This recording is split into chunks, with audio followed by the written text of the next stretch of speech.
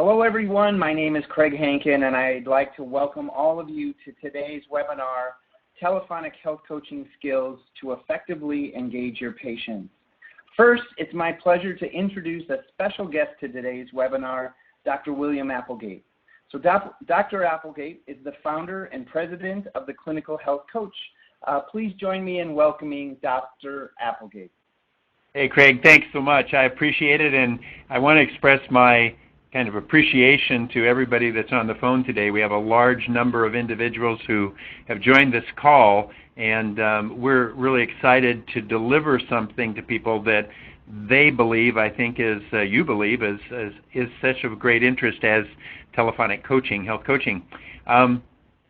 This topic has really become important, I think, for a lot of people that have gone through the clinical health coach training, which a number of you on the call have, and then also for others that are out in the world of healthcare and health coaching who are doing a lot of work that's telephonic in connection with patients and building that relationship. And what we've learned from many of those that have gone through the training is that even with the kind of ideal situation of having a face-to-face contact with individuals, clients, patients as an initial connection for coaching so that a good coaching conversation can occur, there is frequently a great deal of coaching that takes place telephonically. In fact, as we get feedback from people who have gone through the program, we get some kind of feeling that in the range of 60 to 70% of the encounters, what we might call coaching encounters with staff, really occur telephonically. And it may not be the same length as initial conversations, but it's really important to be able to have skills that build on the effectiveness of face-to-face kind of contact. So, thank you for being on today, and we hope that this presentation is helpful to you in that way.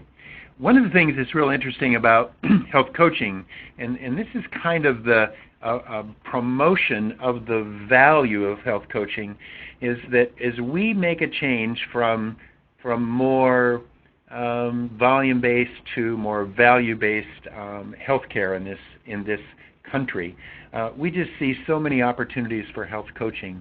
We just know that the patient is such a powerful resource and a great ally to achieve the kinds of things that we want to for healthcare in America. And we now know that others are playing in that same direction. And so in medical homes and primary care, we have CCM codes. We have the Welcome to Medicare annual visits and annual visits. We now even have, as some of you know and certainly are hearing a lot about, as MACRA and MIPS. And so there are a variety of things that not only are riding the horse in the same direction as we've been teaching so much in clinical health coaching, but also are supporting it financially. And then we have in transitional care management, we have actually the TCM code that helps that, which really focuses on reducing 30-day admissions. And then there's even more, and that is through alternative payment models that are increasingly coming to the forefront. We have CPC Plus, we have bundled payments that have been around for a little while, and we have, I think, an acceleration of ACO models. And probably most of our contracted activity right now is with ACOs. And why is this important? It's because there's a momentum to moving towards value-based payment, and because there's a momentum to recognizing how powerful the value of coaching patients around their own motivations for change. And so thank you, all of you who are engaged in this enterprise of health coaching, because I do believe it is really kind of a secret sauce to the future of healthcare.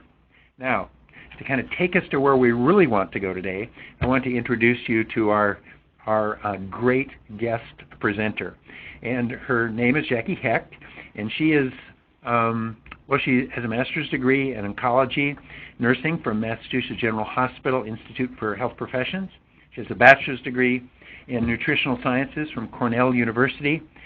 And maybe more importantly, she's really spent the last 24 years working in behavioral medicine research at Brown University and their affiliated hospitals in Rhode Island. And most recently, she's gone to the University of Texas Austin School of Nursing in Austin, and where she's working at the present time to design, deliver, and evaluate motivational interventions to promote health behavior change in areas that we're all kind of familiar with and think are important, that is in smoking and weight loss and substance abuse and in general health promotion. Now, I want to tell you that this is a wonderful background, and it's also a wonderful background because Jacki is also one of our faculty members in clinical health coach training. But it's really my pleasure to share with you and introduce you today to Jacki Hecht. Jacki, we look forward to your comments. Great. Well, thank you, Craig and Dr. Applegate, for organizing this webinar and for inviting me to lead this discussion today. It was a fabulous introduction about why telephone coaching is so important and so valuable. And I just want to take this moment to really applaud and recognize all of you for really being pioneers in doing this challenging work. You know, we know it's not easy to try to engage people over the phone. And we're hoping today that this webinar helps us really start a dialogue on ways to enhance your telephone coaching practice. And that this really is just the beginning of this conversation that we'll have. We know many of you have lots of great strategies and tips that you've learned from your own practice evolution that would be really fabulous to share. And we're hoping at the end of this webinar today we'll have an opportunity for some questions and answers and for you to share some of your own tips about telephone coaching. So welcome, and we're really delighted to have you. Just to review today's webinar objectives, our goal is to, next slide. Yeah. Oh, I'm sorry. First, to back up a moment, conflict of interest. I just wanted to be very transparent about the fact that today's educational activity planners and presenters have indicated that we have no bias or conflict of interest. Next slide, please. So as far as the webinar objectives for today, our goal is really to explore the effectiveness of telephone-based health coaching, health behavior coaching, to explore some strategies for building rapport and engaging clients over the phone, to provide some tips for motivating behavior change through telephone coaching, and then to briefly discuss ways to negotiate a contract with clients that considers both the client and organizational expectations. Next slide, please. I just want to thank you to those of you who responded to Kathy's email and shared some of your questions and concerns or challenges that you're facing prior to today's webinar. And many of you had questions revolved around some of these topics, around client engagement, around establishing trust and relationship over the phone, and also about how to build motivation for behavior change. And we're going to touch upon these three areas a little bit later on in today's webinar. Next slide, please. Some other concerns that were raised by some of you have to do with more systems level challenges that you're facing, things like care coordination confusion amongst patients or clients, having multiple people calling them, providing different messages, and kind of creating some confusion. And then some of you also are involved in more program recruitment and marketing strategies where you may be working for employers who are kind of requiring some health behavior coaching to be part of some insurance plan or to receive certain benefits and incentives. And so you're engaging a lot of people who really didn't sign up for this or aren't interested, but they really are motivated by receiving the benefits. And although we're not going to focus more specifically on these applications, hopefully some of the tips and strategies that we'll be talking about will still be relevant and applicable for these situations. Next slide, please. So again, why telephone or telephonic outreach?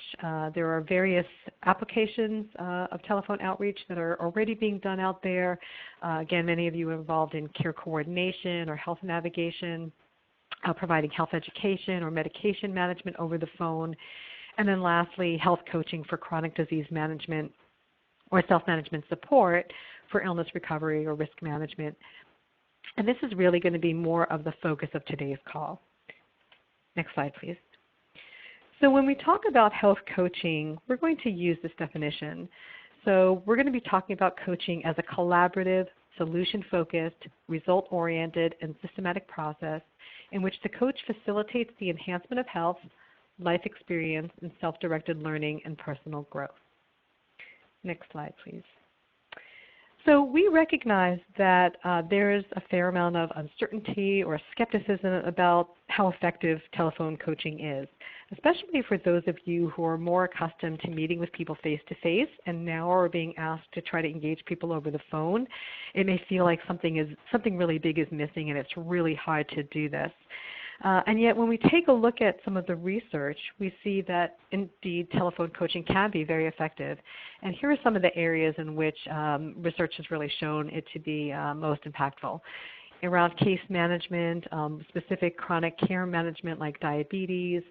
There's been some studies around stress management and emotional health, and then also in the area of worksite wellness, looking at body mass index, physical activity, and nutrition as some of the major behavioral and health outcomes. And at the end of the slides that will be provided, you'll see some citations and references that talk more about this particular research that supports these content areas. Next slide, please. So there's two main areas of health coaching that we're going to touch upon today. There's the process goals and then the outcome goals. And it's important to keep in mind, what is health coaching all about as we think about trying to do this and deliver this over the phone. So the process of health coaching is all about helping clients to define and set personally relevant goals, to feel empowered to work towards these goals, to help increase their confidence that they can achieve these goals, and then to help them overcome obstacles to this goal attainment, and lastly, to create personal accountability. Next slide, please. And so all of these process goals are really designed to achieve these particular outcomes. We want to activate positive health behaviors, build client self-care skills, improve overall client health outcomes, including quality of life, and then ultimately to reduce healthcare costs as well. Next slide, please. So when we approach health coaching by phone, it's important to recognize that telephone coaching is not the same as face-to-face coaching without the visual cues. Next slide, please. Rather, telephone coaching is a unique opportunity to support clients. We have the opportunity to have greater client reach through the telephone.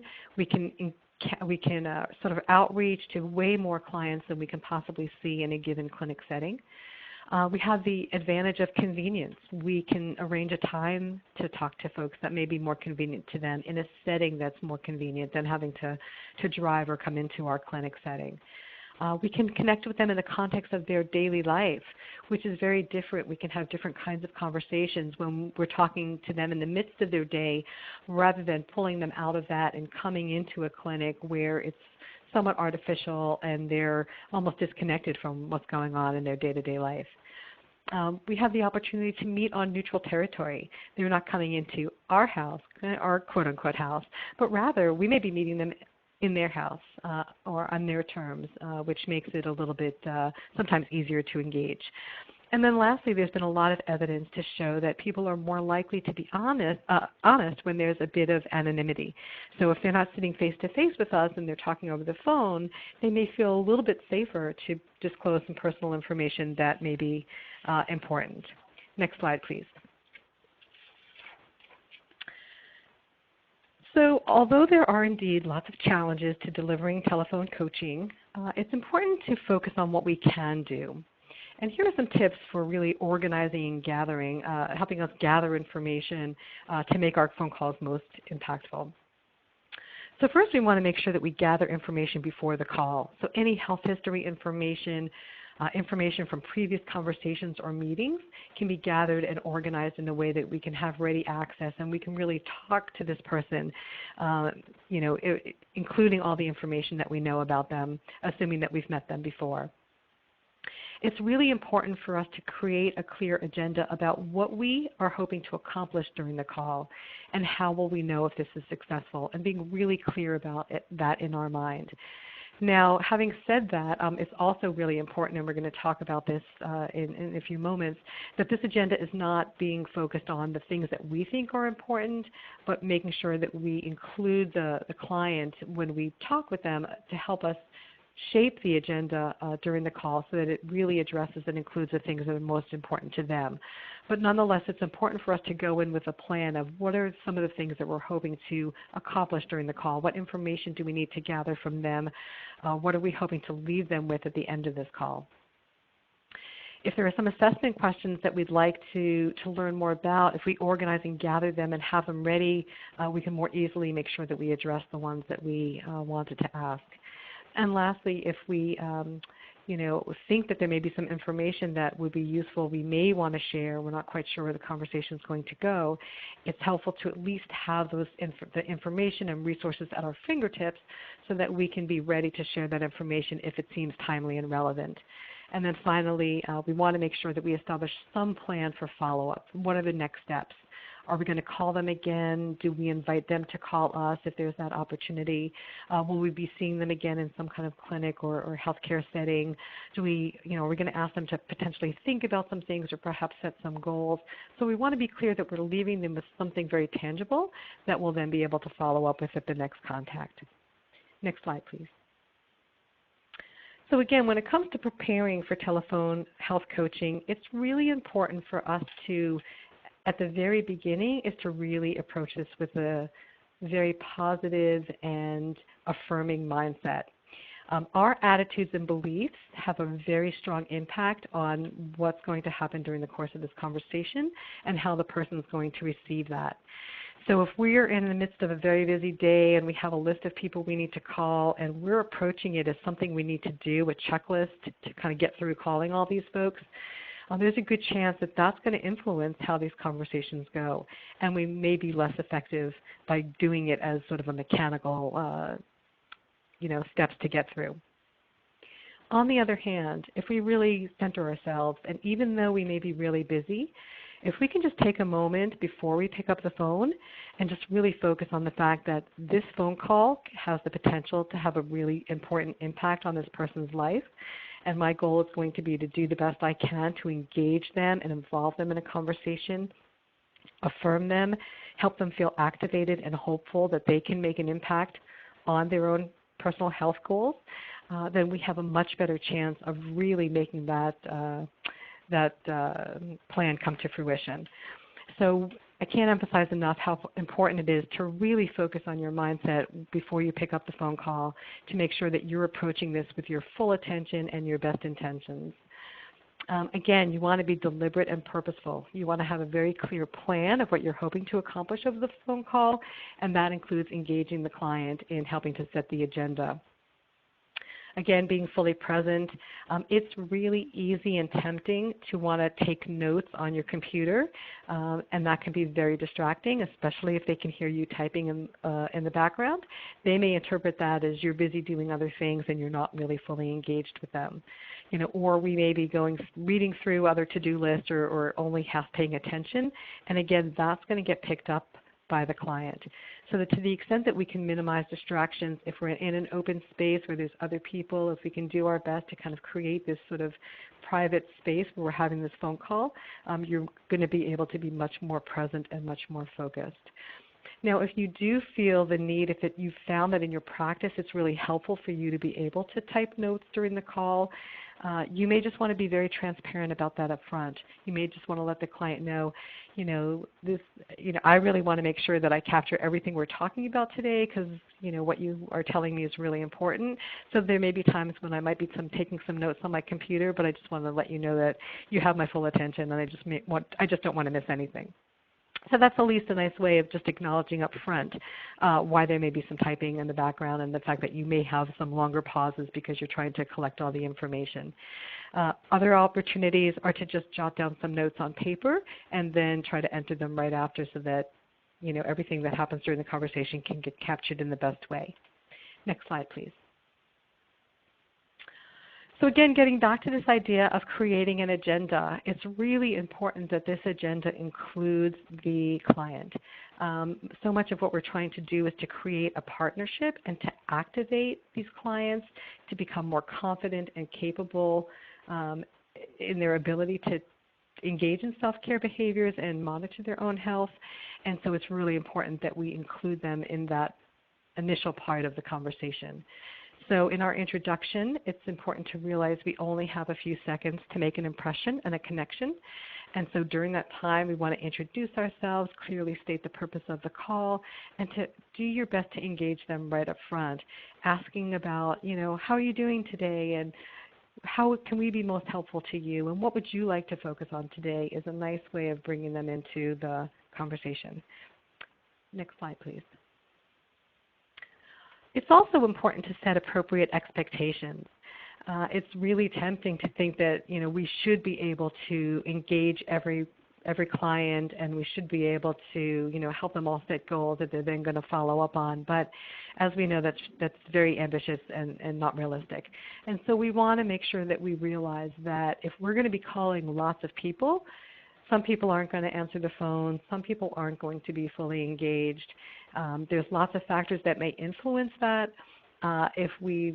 If clients have requested these follow-up calls versus us calling them cold and they have no idea these phone calls are going to be coming, that may influence how engaged they are. If we've met the client face-to-face and this is a follow-up call, it may be a little easier to engage them because we know them, we've met them before, versus never having met the client and you're trying to establish this new relationship.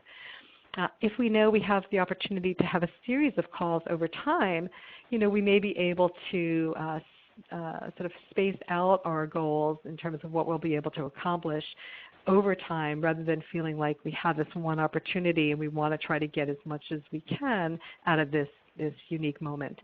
And again, if we're making the calls outbound, we have the opportunity to be prepared for that. If you have the expectation that clients can call you, then there may be times when you're going to get a call out of the blue and you may not be fully prepared. So if you have that mechanism in place, you want to think about creating some kind of a system or a method that will allow you to easily access the client's information so that you can be as fully present and prepared to engage them in the best way you can. Next slide, please. The other thing that's really important to think about is the landscape in which we're calling these folks. As we all know, there is fierce competition vying for our attention. We have telemarketers who are bombarding our cell phones. We're receiving tons of emails trying to capture our attention. There's various forms of social media, including Twitter, Facebook, and Instagram, that are also constantly bombarding us with messages and trying to capture our attention. And there's many, many mobile apps out there that people are using for all different things. And so we're one of those communication methods that are really trying to capture people's attention. So it's important to remember the fact that, again, setting expectations appropriately, that we may not be able to catch everyone, but if we can make an impact on a handful of people in a given day and help to plant some seeds that may then grow into future behavior change, then we are making much more of an impact than we could otherwise. Next slide, please. So now I'd like to ask a polling question to give you something to consider. Unfortunately, we don't have the capacity to actually do live polling today and see the results, but nonetheless, I'd like you to consider this question.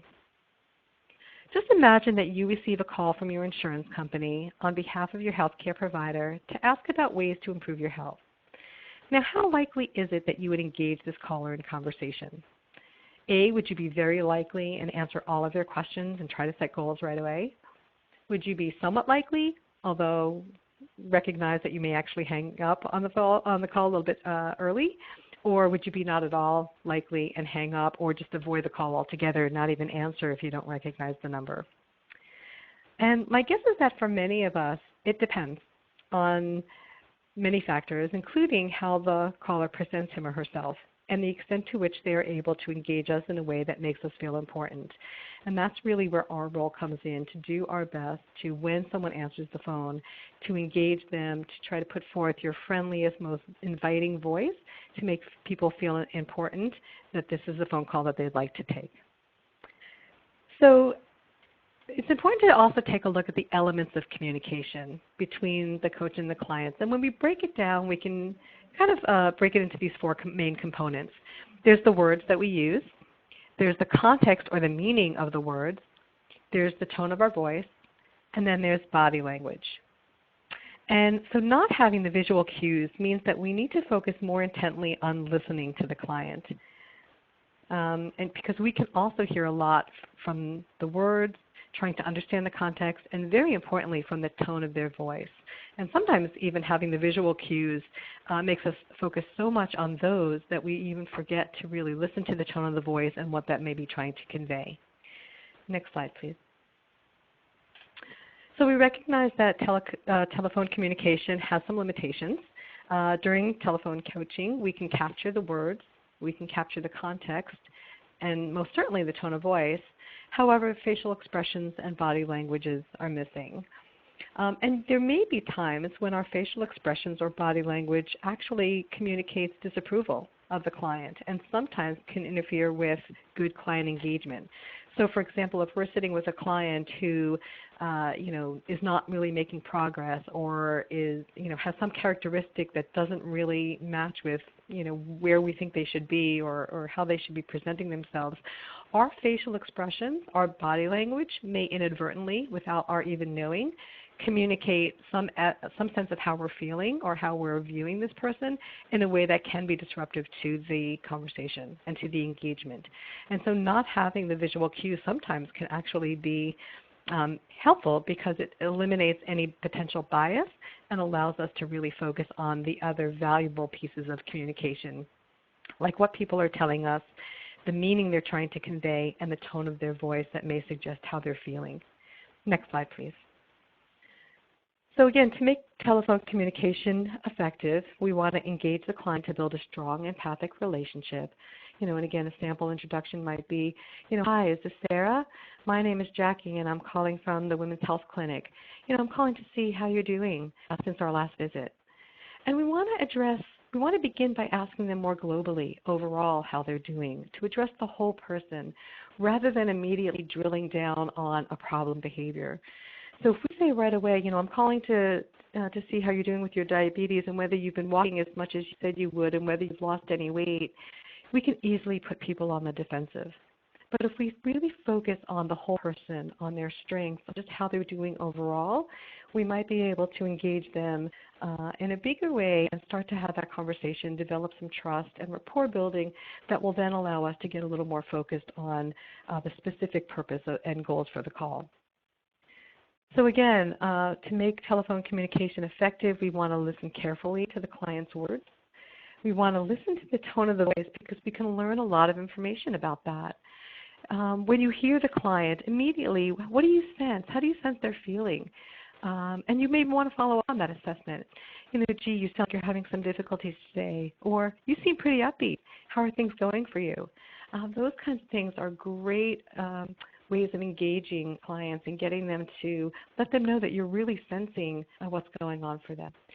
And again, as a tool and strategy, we want to be able to use some good client-centered coaching skills like reflective listening. And the value of reflective listening is to really understand the context of the client's life, their values, their broad goals, what's really important to them, clarify their thoughts and feelings about improving their health or making changes, and ultimately to support their autonomy and to affirm their strengths and their ability to achieve personal goals. And we're going to talk a bit more about reflective listening in just a bit. So when it comes to dealing with challenges, these were several that people had mentioned in their emails when they wrote in, and one of them is silence. And silence is really challenging, especially over the phone, because there can be so many sources of it that we may not fully know. So one of the things that we want to try to do is see if we can try to distinguish what's happening, determine what's happening, what's creating the silence. Sometimes people may be completely disengaged and doing other things, and therefore they're not listening and they're not we don't hear anything back from them. That's one source of silence. Another possible source of silence is that we're asking them some complex questions and they may need some time to really think about what their response would be. And so we may want to start playing around with developing our own comfort level with some extended silence. Because sometimes clients do need time to think. And if we create some silence, some pregnant pauses, one of the two things is going to happen. One of you is likely going to fill that space. And if you don't give the client ample opportunity, we may jump in with another question or start talking or giving advice or suggestions, and they miss an opportunity to really get some rich information from the client. On the other hand, if we sense that they're distracted and doing other things, we may want to ask about that. And as far as distractions go, it's really important for us to do our best to stay focused on our side. If the client sounds distracted, we might want to ask, is this a good time for us to talk? Gee, it sounds like you may be in the middle of making dinner or attending to your child right now. Is this an okay time for us to talk, or would it be better if we scheduled another time that would be better for you?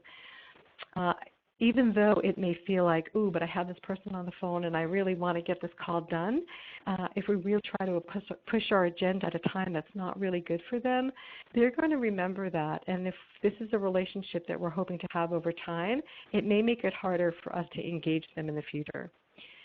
And yet, if we acknowledge, gee, it sounds like you're busy, this may not be good, is this an okay time for us to talk? They'll let us know. Maybe they are in the middle of something, but that's just a reminder to them, oh, we need to pay attention because, yeah, I really do want to take this call now, or this is important to me. And they may make some changes to minimize distractions in the background.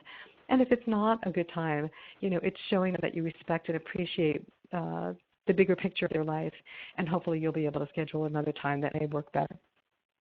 Next slide, please. So another polling question to consider, imagine that your healthcare provider calls by phone to review some test results that they've already shared with you and suggests that you could benefit from losing some weight and doing more physical activity. What would you find most helpful to hear from them? A, that I want you to start eating less and exercising more. B, if you don't change, things only get worse. C, you really need to change your lifestyle. Or D, given these results, what would you like to do? Now, most of us don't like to be told what to do. And we often respond better when we're asked about our thoughts and our opinions, especially in regards to our own health. And so it's really helpful to be able to, when we're sharing information, before we share our best clinical advice and our suggestions, it's really helpful to engage the client in what their thoughts are, how do they think about this information, and what would they like to do. Because if we can get them to come up with the reasons why they think change is a good idea, they're going to have much more buy-in, and it's their idea, and we can help them develop Thank you, Jackie. I do believe we do have a word from Dr. Applegate now. Dr. Applegate, are you with us?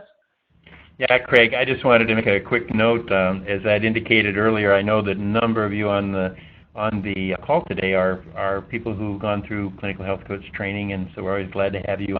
And we know that a number of you have not been through clinical health coach training, and of course we're very focused on doing this as a not-for-profit that's really committed to changing the character and nature of healthcare. We really believe deeply in the value of having people of all different types in the healthcare profession go through training like we offer, so that they can actually learn some of the same skills that Jackie has been talking about. How do you find a patient or a client's individual motivation and leverage that into behavior change? And that's the focus of our training.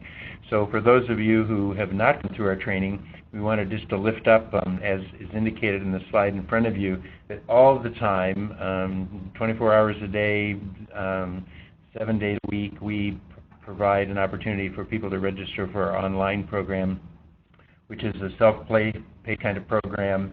And you can start that program before the end of the day if you elect, by just going to our website and enrolling in it.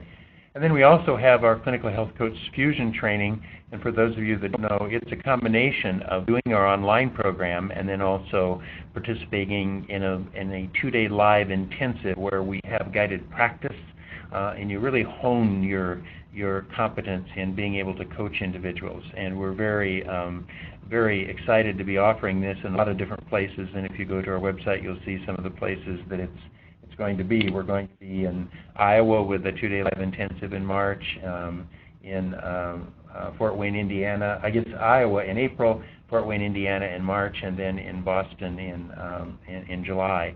But you can take a look at this. We'd love to have you join in and enroll in the program. So I want to get back to Jackie, but I wanted to give you this connection and encouragement to enroll and participate in the program. So thanks, Craig, and Jackie, please go ahead. Great, thank you. And I would like to echo what Dr. Applegate was just sharing about the value of these various coach training programs. I realize that as we're talking about some of these skills, we're only beginning to scratch at the surface of, well, how do you actually do that? And of course, because of our limited time during this webinar, we really don't have the opportunity to go into depth. And yet, it's so valuable to take these concepts and then to begin to practice with various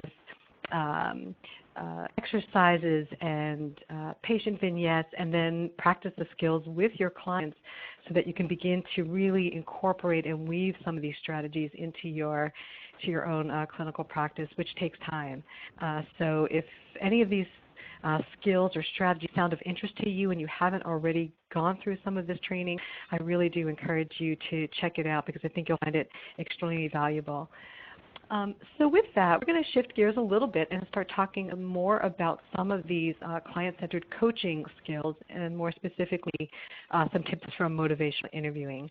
And so many of you may be familiar with this concept of motivational interviewing. Those of you who've already gone through the coach training, the clinical health coach training program, either the online and or the fusion program, will be well familiar with some of these.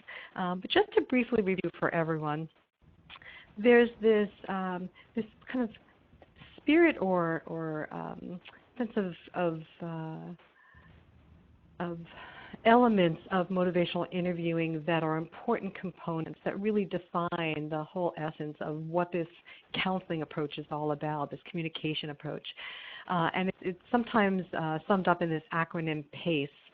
And it really is all about partnership, working together in collaboration with the client. Conveying acceptance, not necessarily agreeing with the client, but accepting where they are and the challenges that they're facing, and really being able to convey that, that we really try to understand their position. Compassion is another really important piece, of really trying to convey empathy, that we understand that they're experiencing some difficult life situations, and we're really here to support them in most ways we can. And then as a strategy and as a skill is using evocation, which is really to draw out and elicit from the client what their thoughts are, what their goals and aspirations are, what they'd like to see happen, so that together in partnership we help them identify their goals and ultimately reach their goals. Next slide, please. So in the coaching conversation and part of motivational interviewing, there are these 4 foundational processes. And they are kind of interwoven with each other. We touched on some of them already, and we're going to review them once again. So these 4 processes begin with engagement. That's the first step of the process of really engaging the patient in this collaborative working relationship, trying to make a connection, develop that trust and that rapport that will then create the foundation for the other work that we'll be doing. Once that foundational engagement and relationship is starting to be built, we really want to focus the conversation around specific behaviors, specific conditions that we want to help them make improvements on, and help them understand how they are impacting on their life, so that they can begin to identify some things that they may want to work on.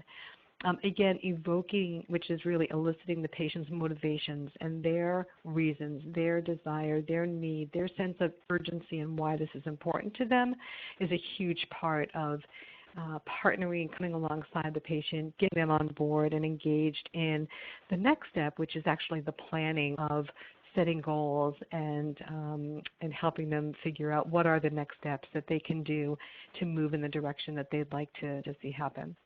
Next slide, please. So there are 4 core motivational interviewing strategies that are used as kind of the foundation for going through these processes. And these are summed up by yet another acronym, ORS. And they include open questions, which require a more detailed response than a yes or no. Affirmations, which are statements of appreciation or understanding. Reflective listening, which offers a statement to take a guess at what we think this person means. We're hearing all the words, we're listening to the tone of their voice, we're trying to see if we really understand them, and help clarify for them what they mean themselves when they're trying to communicate.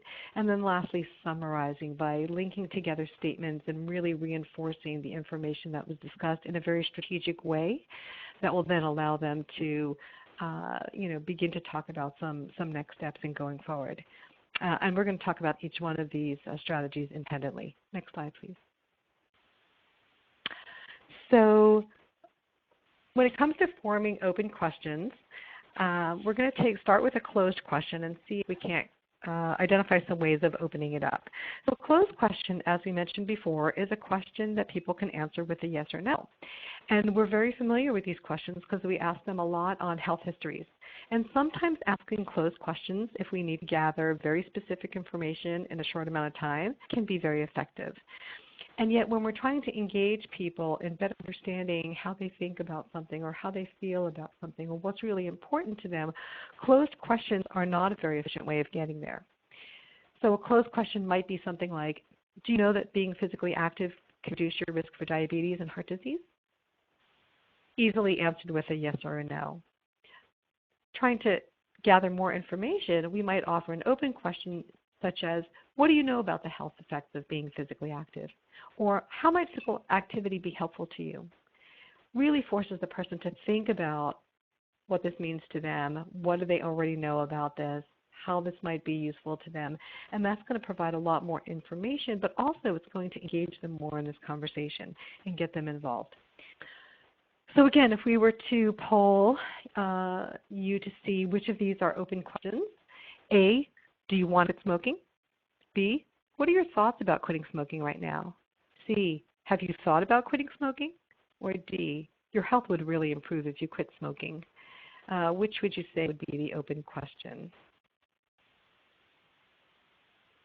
So the correct answer would be B, what are your thoughts about quitting smoking right now? Because it really invites the person to tell us what they're thinking, how they feel about quitting smoking. And although C, have you thought about quitting smoking right now, sounds like it could be an open question. When you really take a look at it, people could very easily answer yes or no and shut it down. And therefore, it doesn't really create an opportunity to gather a lot of valuable information. So affirmations is another part of these core strategies, the core ORs, and this is one of my personal favorites, and yet it easily gets overlooked as a skill that people use. And the goal of affirmations is to empower clients to support their autonomy and to build their self-confidence. And they're statements of genuine appreciation for the client and his or her strengths or assets. It focuses on specific behaviors or person's qualities. It helps to nurture their competence and focuses more on the strengths that they bring rather than their deficits or the problems. And when we form affirmations, we want to avoid using the word I, like I think you're doing a great job. And while that's a very positive statement, it's affirming in some way, it comes from me, the provider or the coach. And so now it turns it around, it's something that I think about you, which is slightly different from an affirmation. So sample affirmations might be something like this. You seem really determined to get your blood sugar under control. Or being a good role model is really important to you. Or it's really impressive that you didn't smoke at the party when others are smoking all around you. Or it took a lot of strength to stay focused on your new eating plan this week and you did it. You must feel really proud. Now, it's really tempting oftentimes in good faith because we're so excited when our clients are engaging in healthy behaviors that are part of their plan. It's really tempting for us to say, I'm so proud of you, or I think you're doing a great job. And again, it may feel good to the patient, and yet at the same time, it's our judgment of what they're doing. And the cost of those is that when we don't say that, it may send a hidden message that we're not as proud or we don't feel as good about what they're doing. And so it has the potential sometimes to be only marginally helpful. And yet if we focus on the person, you must feel really proud of yourself, oftentimes people will acknowledge, yes, I do. And that's very reaffirming. It's very self-affirming. And that's really valuable. Because when we think about what we're trying to accomplish with people around talking about complex health behavior change, It's really hard, and people can, as you may know, can get very discouraged very easily. We all want to see progress happen quickly, and yet oftentimes with the kind of behaviors we're talking about, these are lifestyle behaviors that have been built over years, and it takes quite a long time to reshape them and to make them into healthier behaviors. And oftentimes we're not patient enough to, and the clients aren't patient enough to really see that happen. And it's really easy for them to focus on the things that they're not doing well, or if they're making progress, that it's not fast enough or it's not big enough. And by us being able to affirm, wow, you lost 1 pound this week. I know your goal was to try to lose 2, and yet you lost 1. You're still moving in the right direction. That's important to recognize. It can help reframe people's thinking about, oh, I'm failing or I'm missing the mark, to, wow, well, at least I'm doing something good and I am moving in the right direction. And that's the kind of fuel and encouragement they need to keep moving in the right direction and staying on that path of positive change. So reflective listening, as we had talked about a little bit before, are statements that make a guess about the meaning of the client's words and experience.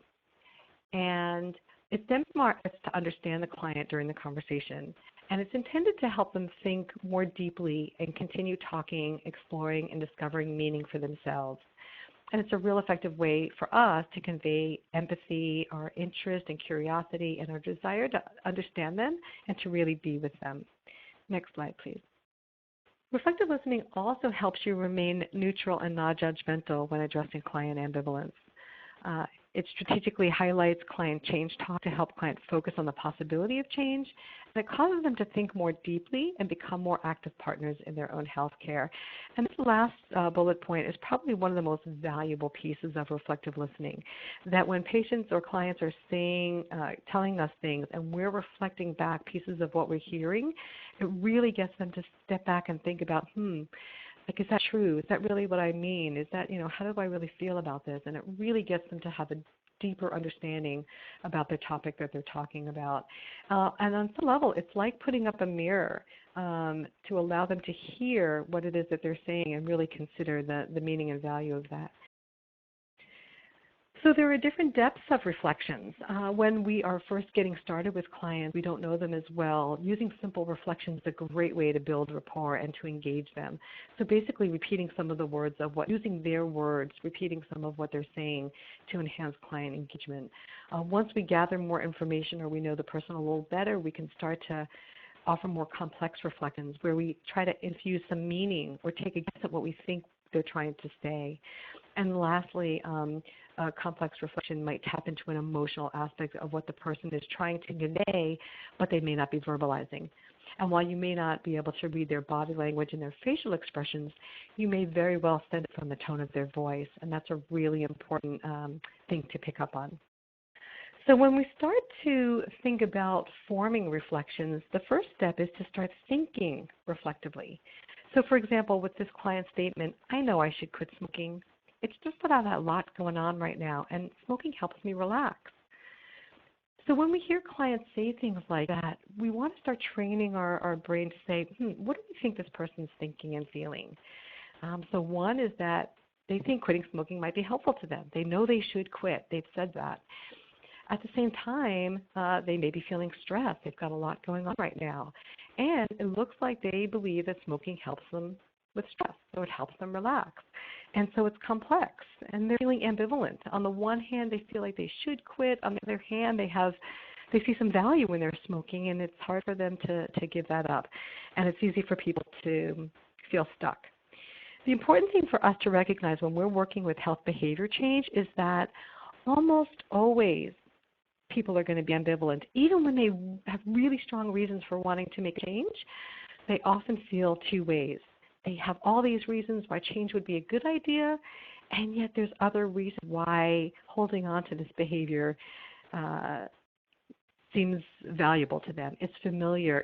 It's become a habit. It's really hard for them to break that.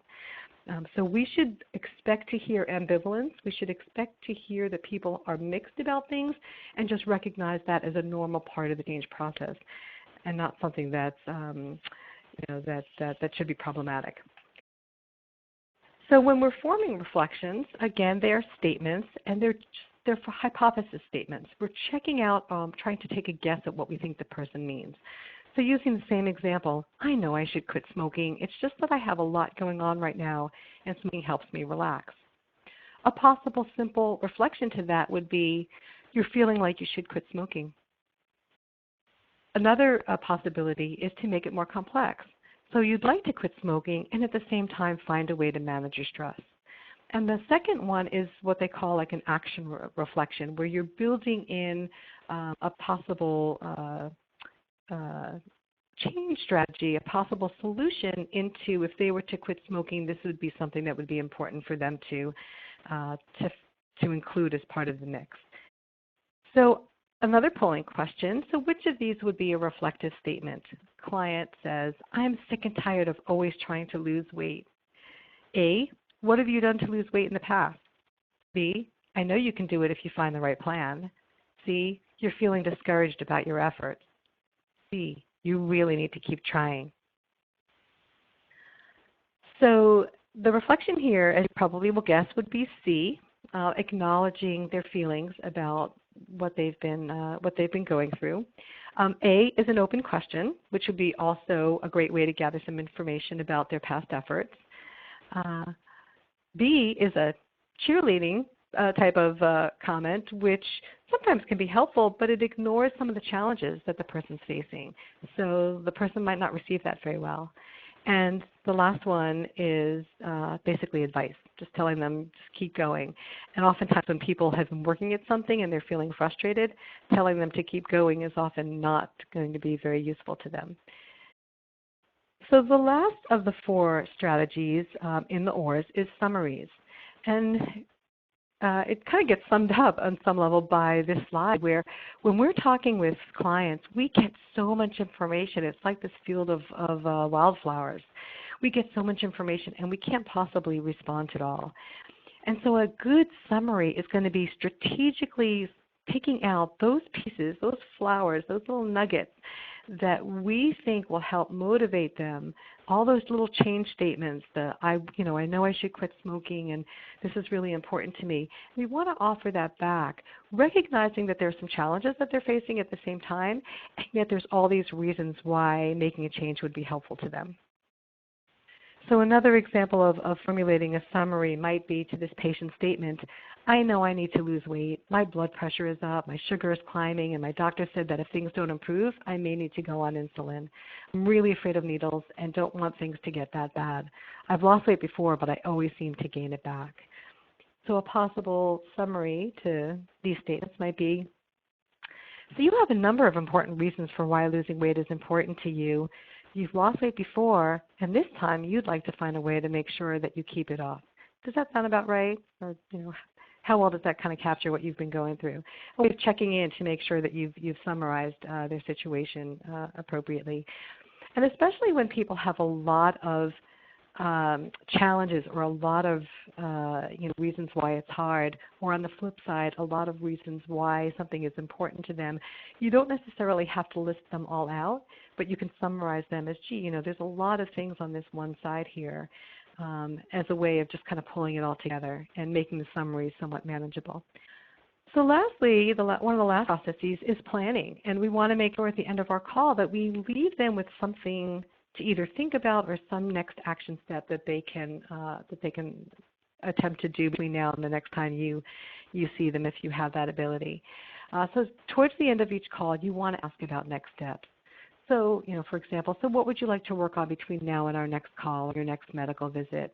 Or what are some things that you'd like to think about between now and then that might be helpful to you? If they're not ready to make any action steps, they may be willing to think about some things.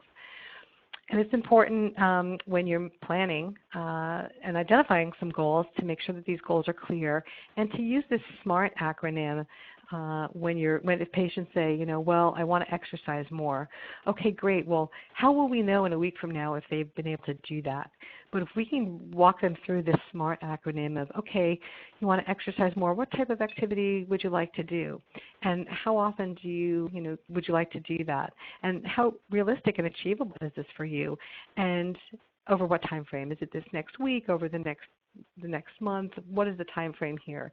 So that the next time you get to talk with them, you'll be able to follow up and get a much better sense of, this was the goal you had said you wanted to do. How did that work out for you, and were you able to achieve that?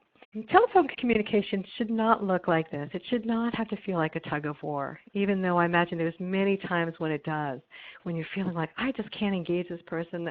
You know, they're there, but they're not saying much. I don't know if they're distracted or they're doing other things. It's really hard. But ideally, it should not look so much like this, but more like the next slide. It should feel like a graceful dance. And this is something to aspire to. And not every call is going to look like this. But overall, this is what we want to have happen, is we want to have this partnership. We want to be able to engage the person so that they're taking the lead, we're following, we're guiding them when necessary, and we're helping them identify what it is that they want to do and what they'd like to see happen. And so next we offer just some of the citations and references for some of the studies that I had talked about earlier that demonstrate some of the effectiveness of telephone health coaching. And I think now it's time for question and answers. Thanks, Jackie. Thank you so much. The first question is, so it's related to kind of the time, call time. And the question is, how can we best manage communication to get the most important information quickly? Because, you know, maybe our call is pretty short, like 10 minutes or less. Do you have some ideas on that? Yeah. Yeah, I think that gets back to a great question. And, you know, time is always one of the biggest limitations. And even when we think we have a certain amount, sometimes it doesn't always work out that way. But I think a lot of it comes down to preparing ahead to the best that you can.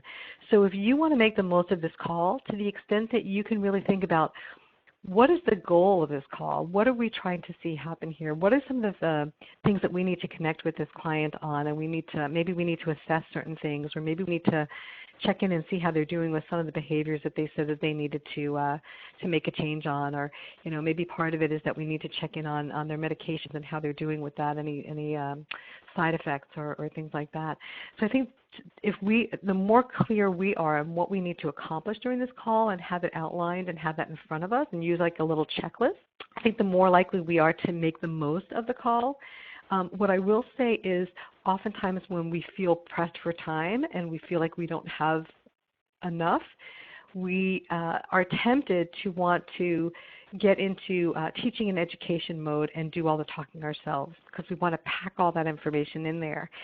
And I would encourage you to resist temptation to doing that because we lose the valuable partnership and the valuable information that the client brings to to whatever healthcare issue we're working on. So make sure that in that call you really leave time to engage the client, because even though it feels like you're opening up this opportunity where they may run away with it, oftentimes you'll find that you can gather a lot of very valuable information that will then help make your achieving the goal of this call more effective and efficient. Okay, second question is, there's patients that are frustrating because they just seem to refuse to engage, and then there's others that just simply don't make any progress. So, how do you get through the frustration of dealing with patients best? Yeah, it is frustrating. There's no question. Of course, we want all the best for all of our patients, and yet it's not up to us to make these changes for them to actualize those outcomes. So I think it's important to kind of check in with ourselves to be realistic about what is our role, what is it that we can do.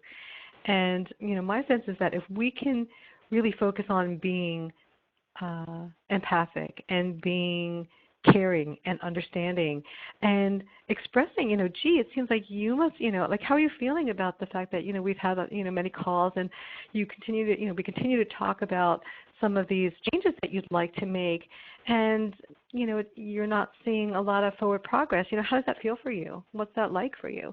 Because there's a good chance that if you as a coach are frustrated, the patient is equally as frustrated with the lack of progress, and both of you are stuck. And so, I would almost argue that if you can kind of try to let go of some of that frustration and just recognize that you're not going to be able to help every patient change every behavior, but if you can really focus on being affirming and helping them realize that this is hard stuff. you're trying to make a lot of changes, and I'm just wondering, maybe the plan that we had set is too ambitious. Maybe we can scale it back, or what would you like to see happen? If we were to revise this plan, how would you like that to go? I think the more we can really engage them and bring them into the process, the more we'll get their buy-in, and ideally, the more we'll be able to help them identify some things that are possible. Thank you. Here's a great question. Is there a warm handoff recommendation should the client, have to move or want to be moved to another counselor? How would you handle that situation? I think that really depends on the situation. It's possible that maybe it's just not a good fit, and maybe it would be in the best interest of both the coach and the client to change the partnership. On the other hand, it might be an opportunity to gather more information. Is there, I'm just curious, what do you think would be helpful about making a change? Maybe there's something that you're doing that's not connecting with them in some way, and it's not working for them. And that might be really valuable feedback for you, because you, as a coach, may have good intentions, and yet it's coming across and being received differently by a particular patient. You may have 99 patients who love that approach and one patient who it's not working for. And the most important thing is that the patient gets what they need. And so, I think although it's hard and it sometimes hurts if we feel like, oh, we're being rejected and the patient wants somebody else. But honestly, if that's what it takes to get that patient the kind of help they need, then, we owe it to them to allow for that to happen. On the other hand, perhaps there's just some kind of misunderstanding that could very easily be cleared up, and you can retain the relationship with this particular client. So I think it somewhat depends on the situation and, what are the other options available.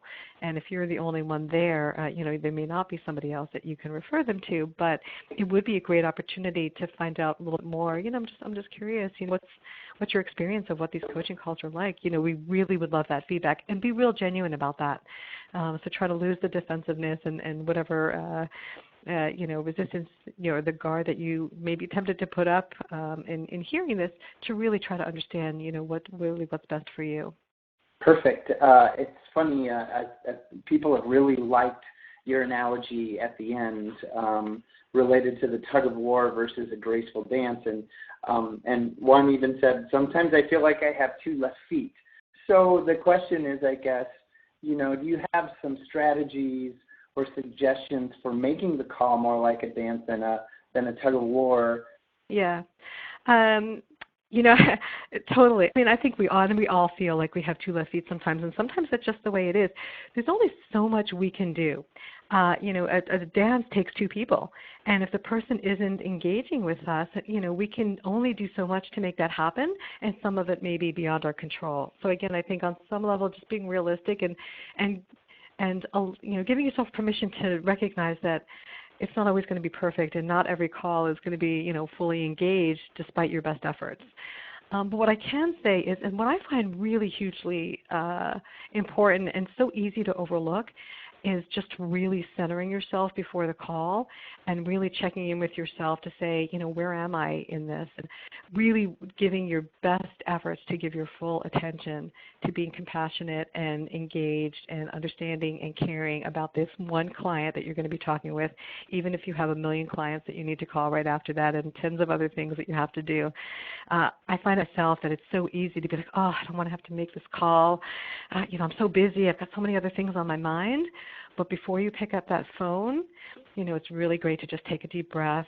Maybe you create a little mantra for yourself, like right by the phone, that, this call, this patient, this moment, and really do your best to engage, because my sense is if you can do that, you will likely have better luck engaging people than if you approach it as, I've got 20 million calls to make, and I'm just going to try to plow through them and see if I can, get somebody to comply with the things that we're trying to work on. Very different approach, and you're likely to have very different results. Perfect. Next question is, this person says that many patients like to communicate via email, and that seems, a lot more difficult to communicate. Do you have some suggestions on how to get around that?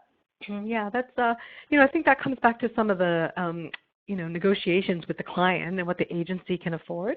and allow. Email can be a great adjunct to the communication. So, for example, for trying to schedule calls at a time that's convenient, sometimes email can be a great way to do that. Quick check-ins on how things are going in between calls can also be great. But it's tricky to do a lot in email because it's, part of it's not always a secure system, but assuming you have a secure system, it's limited and it's not live. You're not having a dialogue in the moment. It's a back and forth that's separated by time. So I would, to the extent that you can play around with, how do you use email to support what you're trying to do telephonically? And in some cases, if you can't reach somebody by phone and that's all you can do, maybe it's better than nothing. So I wouldn't necessarily rule it out, but I would also just sort of recognize that it's got further limitations, and you want to try to think about how to use email to help and support this effort rather than being a complete substitute. Next question is, this is a really good one. How do you handle patients that overshare information that's not related to the purpose of the call? Yeah, that's tricky too, especially if it's adding a lot of time onto the call that you didn't budget into your day. And this is where using what I call respectful reflections can be really valuable. And maybe this is a skill development for a later time. But for example, when someone is giving me a lot of information that feels like it's starting to unravel and become a bit tangential and going down a different pathway, a nice thing to do if you can is to kind of jump in with a reflective statement. So, gee, you're really frustrated. You've had a lot going on, or this has been really challenging for you. Something like that where it just communicates that I get it, but it gives you a chance to jump in and then redirect. And it's really helpful to do that so that you don't have to spend about 8 of your 10 minutes for the call listening to a whole story when you feel like you kind of got the essence and it's not even core or essential to the goal and the agenda that you had in mind for the call. Right. So I guess you're saying to some degree there's a graceful redirect in those instances to help keep the call on track. Yeah, absolutely. And don't feel, and I know it's tempting to, on the one hand, we want to be client-centered and we want to give the client opportunity to speak and share their thoughts. And at the same time, there's these other limitations like time and how much we have allocated to the call. Right. And some of that information is distracting, and it's not going to be helpful to the goal and the guidance of where you're trying to lead this call. The other thing that can be helpful is to start your calls by saying, we have about 10 minutes for this call. Is this a good time for you? Do you have that time?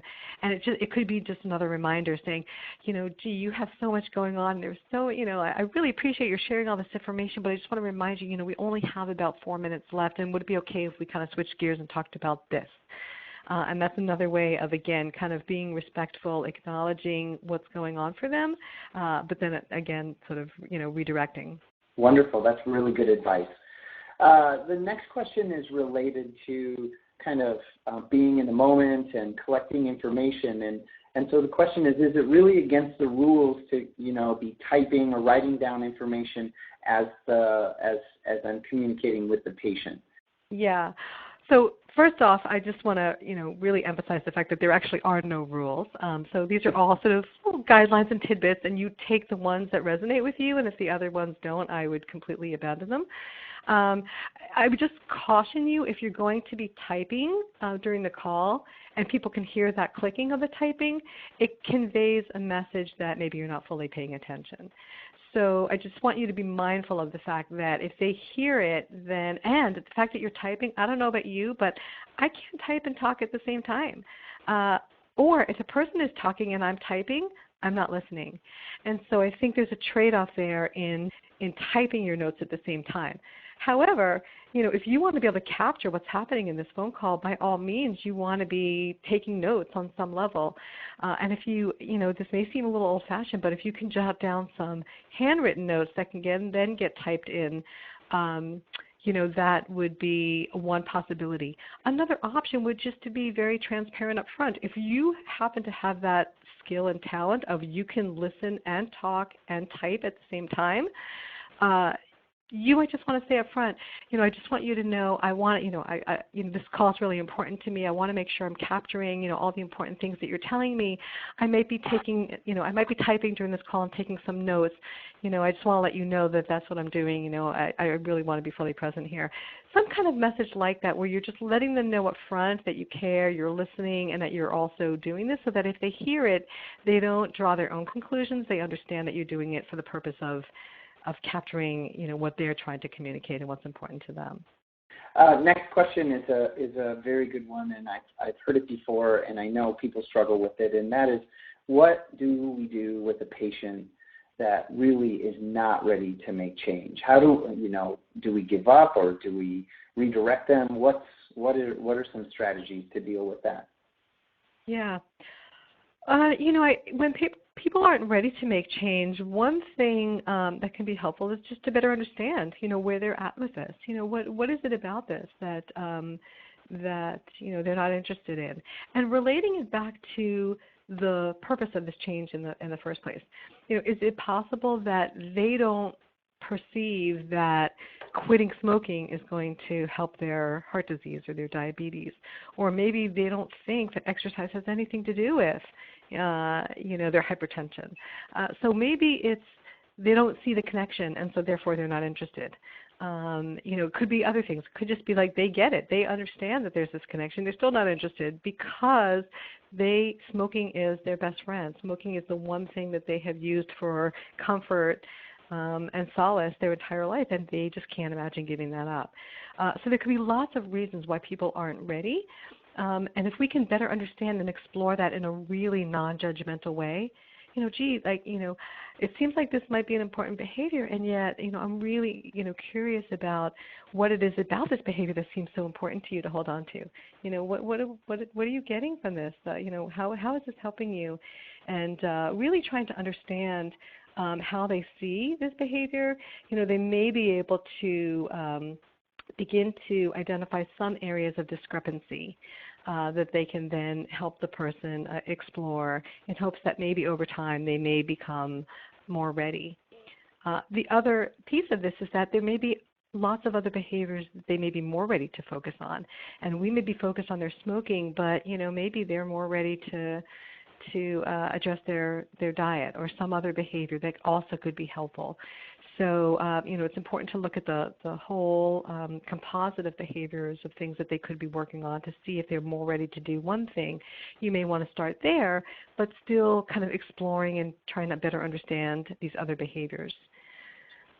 So that's the short answer. If we had more time and more practice, we could really explore some of these by really doing some role plays with certain vignettes. And this is where the online training and the fusion training could be really valuable for people to kind of take these questions and really examine them and play around with them to see if we can't help develop some skills that could be useful here. Fantastic. Final question is, what if the coach learns the patient is telling a different story to a different team member? What a delicate sort of situation there is, because you don't want to out your coworker that they, that they're telling you things and so on and so forth. What's the strategy to deal with something like that? Yeah, that is a tricky one because like you said, you don't want to, out the client and put them in a position where it's clear that they've been sort of giving different pieces of information to different people. So, the only real thing you can do is, there's lots of things you could do, but perhaps one strategy would be to just continue to explore, so how's this going for you? Let's say, I'm not sure what behaviors we're talking about, but let's just say we're talking about, exercise, and they told one person they were exercising, going to the gym 3 times a week, and someone else that they weren't doing anything. How's that gym working for you, and how are you managing to fit that all in your schedule? Because many of my patients find it's really challenging to do that. Because it may be if you can try to use them as a resource or let them know that other people really struggle with this, it may make it safer for them to say, I don't always go 3 times, sometimes it's 2, and then it might begin to become clear that it's actually not really happening. But they may feel safer talking about that if they know that it's common for people to not do it quite right, or it's common for people to struggle. So I think it's important to really think about and look at your approach in terms of creating that safe environment for people to be honest and to be genuine with you. And at the end of the day, all you can really do is take the information that they're sharing with you, at face value and try to work with that. But it may very well be people it's really tempting for people to want to give that socially desirable answer. And if part of the way this conversation is constructed helps them feel like they better say this, then that may be part of it. So I would definitely try to think about, well, what's our contribution possibly to this? And is there a way that we can create a safe place for them to actually divulge that they may be doing things a little differently? Great, and this is really just more of a comment from Elizabeth. She says with clients who come across as really not wanting to talk, that she's had some great responses when she makes statements that really let them know that the patient is in control of the direction of the call and that the purpose of the call is to meet their needs. It's not really, the coach's desire to drive everything. I couldn't agree more. Absolutely. And it's a hard thing for coaches sometimes to let go of, what our agenda is. And I think it's important to distinguish between us having an agenda like these are the kinds of things we want to review during this call versus these are the kinds of things I want the patient to be doing. Those are two very different things.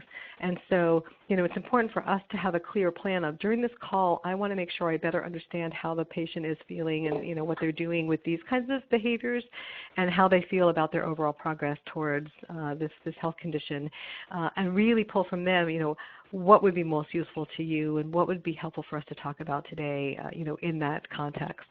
And the more we can engage them and bring them into the conversation and help them really drive the content of that agenda, I agree that you can get a lot of good mileage, and it sounds like some of the callers have already had great success with that. Yeah, yes. Well, Jacki, I just want to thank you for your time today. We've run a little long, and I appreciate you all sticking with us. Up on the slide, up on the screen now, I've included Jacki's email address, so you can reach out to her with questions that you might have. And so, again, thanks, Jacki, for your time. If any of you have any questions or are looking for some additional information regarding the clinical health coach and some of our upcoming trainings, you can find that at clinicalhealthcoach.com. And then just as we wrap up, a quick reminder, we have recorded the presentation, and so the link to the recording and a PDF with the slide deck is going to be sent out to everybody who registered for the webinar here in the next day. So thanks for your time. Thank you, everyone, for your interest in the subject matter. I know we're going to be in touch with you soon about some follow-up webinars related to this very, very important subject. So have a great day, and I look forward to speaking with you again. Bye now.